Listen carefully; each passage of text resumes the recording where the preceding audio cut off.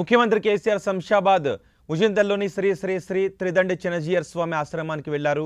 సతీ సమేతంగా ఆశ్రమాన్ని సందర్శించారు. ఆశ్రమానికి వచ్చిన కేసీఆర్కు చినజీయర్ స్వామీజీ సాదరంగా ఆహ్వానించారు. తీర్థ ప్రసాదాలు అందజేశారు. జీవప్రాంగణంలోని కుటీరంలో చినజీయర్ స్వామితో ప్రత్యేకంగా భేటీ అయ్యారు ముఖ్యమంత్రి కేసీఆర్.